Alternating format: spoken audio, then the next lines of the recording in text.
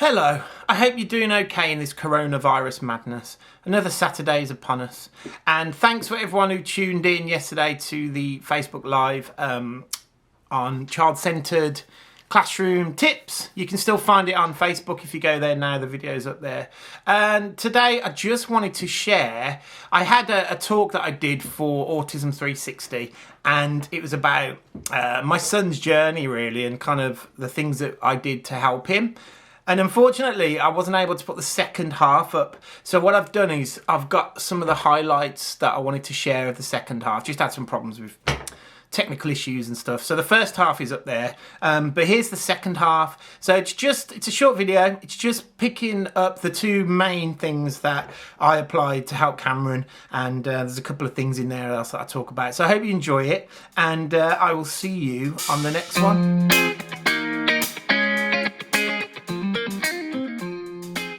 Child-centred approach. So this is the answer. This is where I think we are heading towards. Well, I am anyway. Whether anyone else is, I'll be there on my own. But basically, there's a little picture there. Two little girls, and the one saying, "You are awesome," and the other one saying, "You are awesome." And it's called unconditional positive regard, right? This is, I feel, how you doing? The best approach to working with a child with autism, whether you're in school, out school, swimming, climbing mountains, crying in a heap in the kitchen, this is it. This is the answer that I believe will work for you. It focuses on listening and acceptance above everything else, okay? You're removing social expectation, you're removing challenging the behaviours, you're just accepting your kid in that moment for who they are, 100% unconditional love. It is so powerful. Works all the time, honestly. And when I first kind of stumbled all across this in psychology and started applying it to Cameron and in my schools, I was a little bit, I'm not sure. It works, because I know nothing else bloody works, because I'm in the schools every day. If you want to engage a child, this is the strategy that's the fastest and the easiest. I really find it is. And this is the man, this is him. Hopefully one day I'll have a picture of me old, twitching. So I remember going to Aaron York's talk in King's Heath. This is what Carl Rogers says. So remember what John Watson said about, give me a child and I'll make him into anything, all right? He says, if I can listen to what he can tell me. So he's talking about therapists here. So he was a therapist. He came up with a client-centered therapy approach. And the simple way to think about it is, I'm the therapist, you're the person with the problem, you're going to work it out for yourself. It's my job just to listen and to tell you how amazing you are, and you're going to find a way. Because people find a way. You have the answers yourself, and it's so powerful. But he says, if I can listen to what he can tell me, if I can understand how it seems to him, if I can see its personal meaning for him, if I can sense the emotional flavour which it has for him, then I will be releasing potent forces of change in him.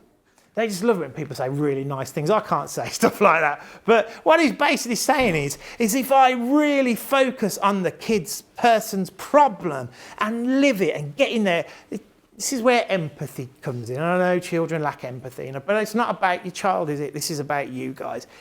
Really understand that it annoys your child if you don't do something stupid, whatever it is. I don't know, if you drive the wrong way to school, or I don't know, give me some weird things that your children struggle with. If the butter's not melted on the toast. There you go, right? So if you really sit and engage with what's it, don't sit there and go, what does he really feel like? 'Cause he'll think you're weird. But just spend 2 minutes on, I wonder what it's really like to actually feel the toast not melt. Probably, for me, I love to see toast on the bread. But I have loads of issues, and I'm lucky I've got people in my life that do this. But this guy is amazing, and I recommend you look him up. Talks about working together. So there you go. I'm not saying stick an arrow in your backside because your friend's got one in his backside, but it's about, I know how you feel. It's relating. Even when you don't, it's about going back to those three things. Remember, it's going to be okay. It's not your fault.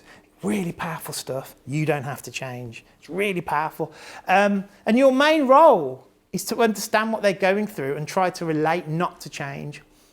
So this is some research on child-centeredness. A little bit sad, but it's where we're at. So Ray and his professor friends, they did like a literature research on child-centeredness. mainly around play therapy with the little ones. And they said that children with autism need to be given the opportunity to feel fully accepted by an adult supporting them. So that's child-centeredness, meeting them all the way, fully accepting them. But they find that the condition is mostly not available. And it's really sad. Because here's the thing, I've worked in the most complex special needs schools. I had a group. There was 4 ginormous kids, scary big kids, but I absolutely loved them. They never hit me, they never attacked anyone. We did what they wanted to do. One girl just had an obsession with handbags, so we bought her handbags. We just lived in their lives, in their world.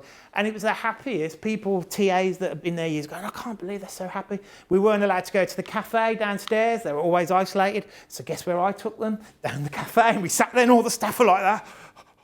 And I'm like just having fun with them because I accepted them for who they were. We went to the ball ring, and yes, Katie did slap a lady around the face because she wanted a handbag, but I explained.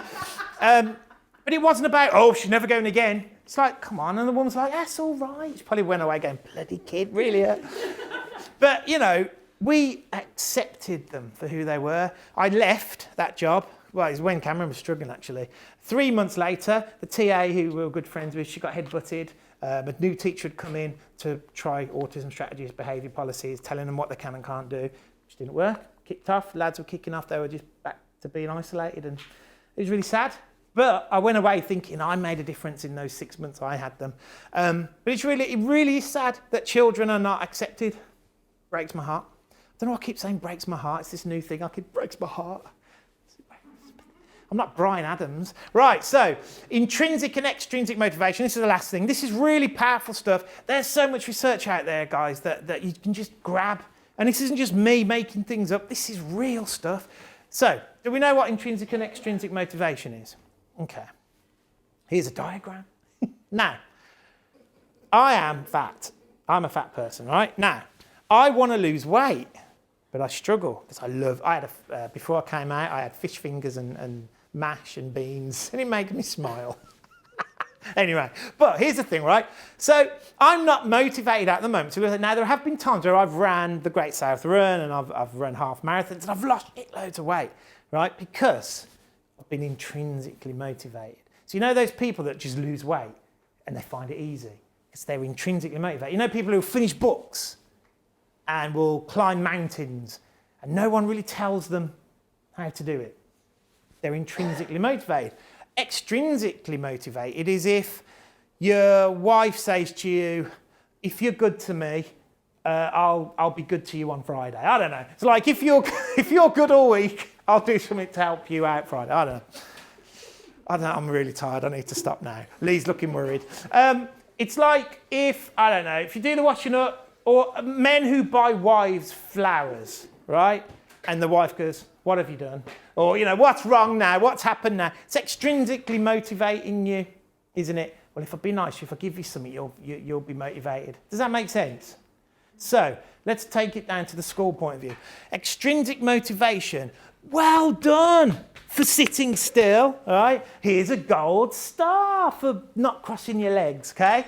That's extrinsic motivation. And guess what children with autism are?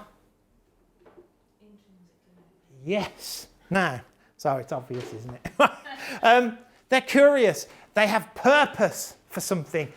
I'm doing this for a purpose. I know someone who watches trains, and his mum is great, and he will sit at the train station all day, just watch trains. And he loves it. I know other people that, Lee, when he took up running, no one motivated Lee to do. Did you know Lee ran? Did you know that? He's awesome. He used to be like, you right, Lee? Yeah, just done 50 miles for the morning before I go to work. Oh, okay. And everyone was worried about him because he'd wear these shirts and just weight would drop off him. And there's me going, fuck's sake, I just ran 8 miles and never put on 2 pounds. But Lee was intrinsically motivated. Now, give me some weird things that kids do. Come on. What? Yeah, colouring. So, lining up toys. I don't know, what do your kids do? Lining up toys. Drawing. Watch videos of people lining up toys. Ha! Brilliant. That's an achievement for them. Now, if we don't think it is, it becomes a problem, doesn't it? And it isn't a problem. really isn't. And my advice to you is find as many intrinsic things as you can for your kids and do it and build on it. If they're watching YouTube, buy them, I don't know, give them a TV and watch it in HD, or sit with them, make notes. Oh, what is it? What's going on? And you never know, you might find some really interesting things. You might think, that's bloody weird, but it's not for them, yeah? Extrinsically motivated kids are not bothered. That's why praise and punishment doesn't work for our kids, because it doesn't. I know kids that are shouted at every day, they just go like that. They just don't care. I was observing a lad last week, and he's actually fine. And there's a kid there, and they're like, sir, I like your laptop. You know, it's a boys' school, right? And it's so funny. And I'm trying not to laugh, and the teacher's really frustrated with him. And then he's going, oh, called me his name, and he called him a name. You know, they're just being boys. And this teacher, oh, blah, blah, just lost the plot. Yellow card, red card, blue card, whatever cards. They were just like that. Go to the head's office. That's what happened to this one lad at the back. He just went, got up, walked out, came back. And then a senior manager came in. Oh, I'm not having this, bawling at all the kids. And they're all just like that. They're all quiet. The senior manager goes away. Oh, sir. They're just like, it means nothing to them. And the teacher, honestly, I felt like he was going to spontaneously combust. It doesn't work. They're not interested. And no one gets this. And I don't get. Whereas what he was doing in the lesson, I was even thinking, as you know, being a teacher, he was doing this thing on hierarchy. And I was thinking, oh, wouldn't it? You just read it off the board. Write it in your books. And I was thinking, there was only 8 kids. I thought, wouldn't it have been great as if you'd have grouped them? And then kind of role played a bit. And I was thinking being creative, and it's just not happening. And what happened was all the kids just got into trouble. It doesn't work. Last one. Oh yeah, this is it, finished. This is my little company. It's called Accepting Behaviour. It's growing. I'm building on it. I really do think that it's a way forward. And yeah, I really do believe that accepting any behaviour is better than trying to modify it and change it, because it just doesn't work. And that's me. That's my email and contact and all that. That's it. It's finished. You can go home now. What time is it? Thanks for watching that. I hope that you got something out of it. And please don't forget, share, subscribe, do all that kind of social media stuff for me. That would be really helpful. And I will see you at the next one. Thanks.